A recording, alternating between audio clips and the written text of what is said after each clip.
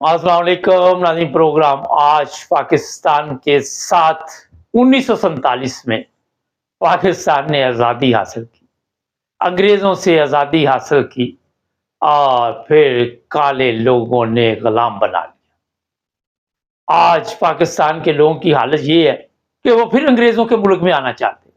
वो अपने आप को अंग्रेज़ों के मुल्क में महफूज समझते हैं और आपके इल्म में है कि इसके लिए बेशुमार लोग पैसा भी खर्च करते हैं और कई तकलीफ़ें भी उठाते हैं। क्या वजह कि हम आज़ाद नहीं हो सके? एक मेरे सामने सोशल मीडिया से वीडियो नज़र आई थी, कुर्द साहब की, थोड़ी-सी सुनवाता हूँ, फिर बात करते हैं। जी। चैनल को नीचे आना पड़ेगा। बिल्कुल आप क्लियर कट बात है।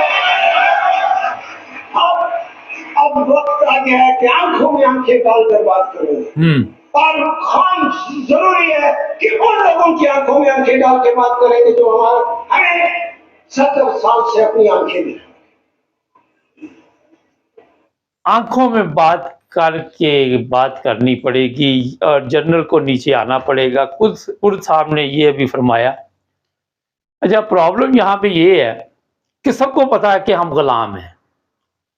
हर बंदे को पता है, हर वकील को पता है, हर जलील को पता है, हर जज को पता है, हर आदमी को पता है, चाहे वो बड़ा है या छोटा है, कि हम गुलाम हैं। और किन लोगों के गुलाम हैं मैं नहीं कहता। अभी इतने बड़े वो वकील हैं, उन्होंने कहा कि जनरल को नीचे आना पड़ेगा। और ये है सबसे बड़ी गुलामी कि एक ऐसे इदारे ने गुलाम बनाया हुआ है कौम को कि वो किसी सूरत भी ना तो पाकिस्तान का कानून मानने के लिए तैयार है और ना ही वो कभी, मेरा ख्याल है कि पाकिस्तान के कानून के मुताबिक अदालतों में की। आज की मैं बात नहीं कर रहा, पीछे चले जाए और देखे कि कहाँ कहाँ पाकिस्तान में जुल्म हुआ, कहाँ कहाँ जनरल रानी के किस्से बयान किए गए, कहाँ कहाँ पे हमारे जो लोग थे वो बिक गए और पाकिस्तान के साथ कैसा सलूक किया। मेरा ख्याल है सतीली माँ भी नहीं करती।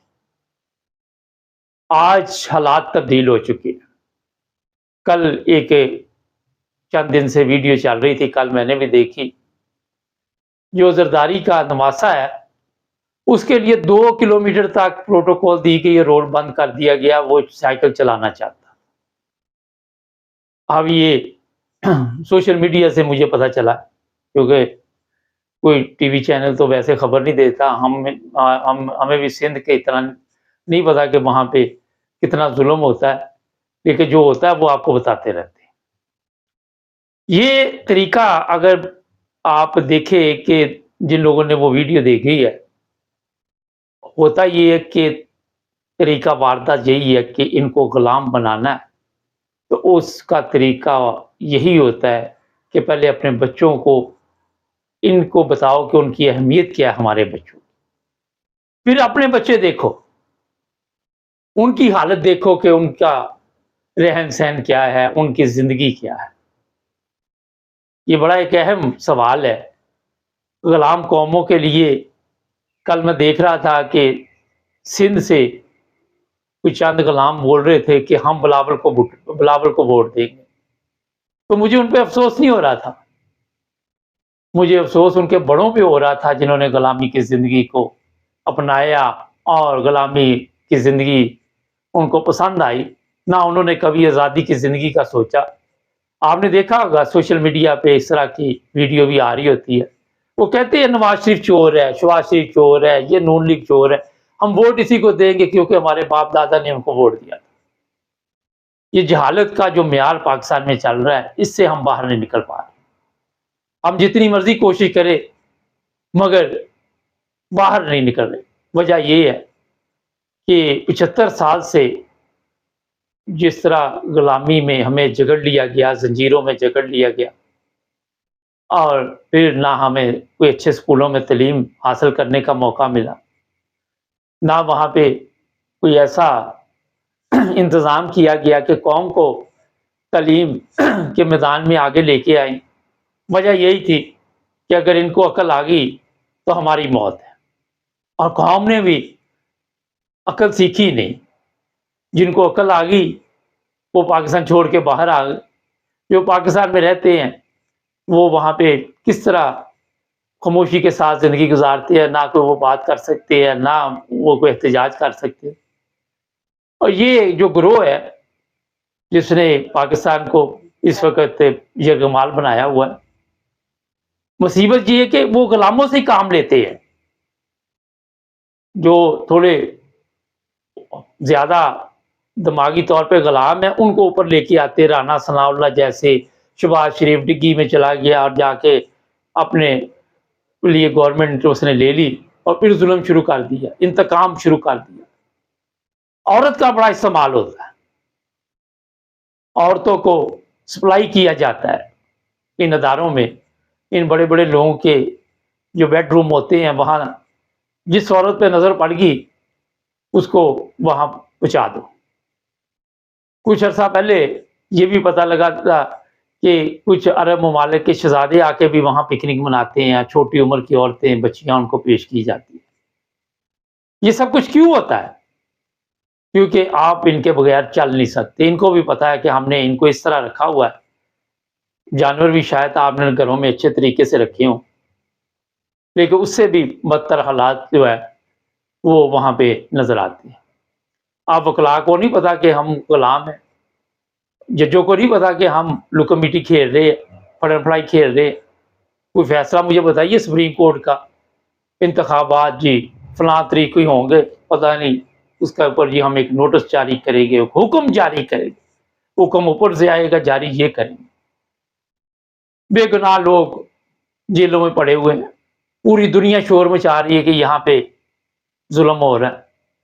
مگر جب آپ ظلم کرتے ہیں اور عادت پڑ جاتی ہے پھر محسوس نہیں ہوتا کہ آپ ظلم کر رہے ہو، کیونکہ پاکستانی معاشرے میں جھوٹ کثرت سے بولا جاتا ہے. اور پھر جب ہر بندہ جھوٹ بول رہا ہے تو وہ کہتا ہے یہ نارمل ہے، ہماری زندگی کا مقصد ہی جھوٹ ہے، ہم جھوٹ کے ساتھ ہی چل سکتے. یہ نہیں کہ پاکستان میں، باہر بھی آ جائے پھر بھی جھوٹ ہمارے. میرے ساتھ پرسوں ایک بحث کر رہا تھا، میں نے کہا یہ معاشرے کا قصور ہے، نہ کسی فرقے کا قصور ہے، نہ کسی مذہب کا قصور ہے. آپ ٹھیک ہو ہی نہیں سکتے، آپ نے اس معاشرے میں سیکھا ہی نہیں ٹھیک. آپ دو نمبری سے باز ہی نہیں آ سکتے، چاہے کتنے بڑے حاجی بن جائیں، کتنے بڑے آپ کہیں کہ میں مذہبی اسکالر ہوں، میں جو مرضی ہوں، مگر آپ کو جب بھی موقع ملے گا آپ کام ڈال دیں گے. جائیں جا کے دیکھ لیں اپنے آس پاس، اپنے بھی نظر ڈال لیں. جہاں پہ دو نمبری کا موقع ملے گا کوشش ہوتی ہے کہ کسی طرح بس سوئچ لگا دیا جائے.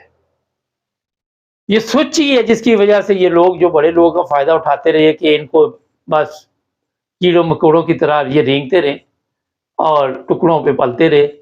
کبھی ان کے دماغ کام نہ کریں، ذہنی غلام ہو اور نہ ان کے پاس علاج اچھا ہو. آج کل آپ سوشل میڈیا جو استعمال کرتے ہیں، جن لوگوں کو آپ ووٹ دیتے ہیں ان کی ایمبولینس دیکھے وہ کس طرح ان کا علاج ہو رہا ہے، آپ کے ووٹ سے، آپ کے پیسے سے. اور آپ کا گدا گاڑی پہ لے کے مریض کو جا رہے، رکشے پہ لے کے جا رہے، کوئی وہیں مر گیا، کسی کو مدد نہ پہنچی.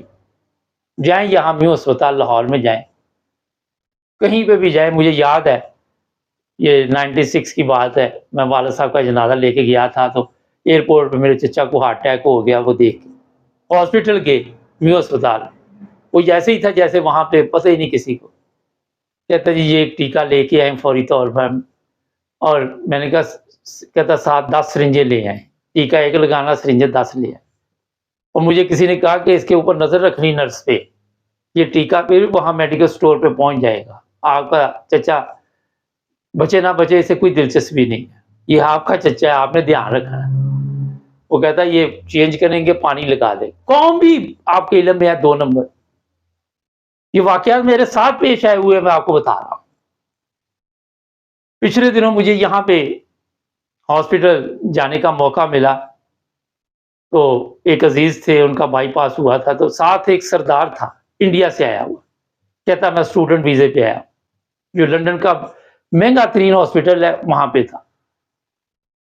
تو وہ کہنے لگا جناب کہ میرے دل میں سراغ تھا اور یہاں پہ میں پڑھنے کے لیے آیا، تو اب میں یہاں ہاسپٹل میں ہوں، طبیعت ٹھیک نہیں رہتی، تو انہوں نے کہا کہ ہم جلدی آپ کے لیے کوئی بندوبست کرتے ہیں، کوئی دل مل جائے اور آپ کا چینج کر دیں۔ میں نے اس کے ساتھ گپ شپ لگائی، وہ بڑا متاثر ہوا۔ میں نے کہا یار کوئی ہمارے لیے خدمت ہو تو ضرور بتانا۔ جو عزیز تھا ساتھ والے بیڈ پہ، اس کو بھی کہا کہ اس کا خیال رکھنا۔ پرسوں اس کا میسج آیا کہ میرا انہوں نے فاسٹ ٹریک میں جو جلدی، کیونکہ میرے ٹربل تھی دل کی، میرا دل چینج کر دیا۔ اس کی بیوی کا میسج آیا اور اس نے کہا کہ یہ آپ کی دعاؤں کی وجہ سے ہوا ہے، جس طرح آپ لوگوں نے مجھے حوصلہ دیا، اور میرا ایک پیسہ خرچ نہیں آیا۔ وہ کہہ رہا تھا اگر میں ہندوستان میں ہوتا تو میرا مر جاتا، مگر یہ دل کبھی چینج ہو ہی نہیں سکتا۔ پاکستان میں ہوتا تو ایسے ہوتے ہی مر جاتا، ہندوستان میں تو پھر علاج کوئی بہتر ہے۔ آپ کے علم میں ہے کئی پاکستان کے لوگ بھی ہندوستان جاتے ہیں علاج کروانے۔ تو یہاں پہ انسانیت آپ دیکھیں کتنی سہولتیں انہوں نے دی ہوئی ہیں۔ اور میں ایک بات بتاؤں، یہ جو حرام خور ادھر بیٹھے ہوئے ہیں آپ کے لیڈر، یہ بھی اسی ہاسپٹل میں علاج کروانے جاتے ہیں پرائیویٹ، مگر اس بندے کا انہوں نے فری وہاں پہ علاج کیا۔ یہاں سے آپ اندازہ لگا سکتے ہیں۔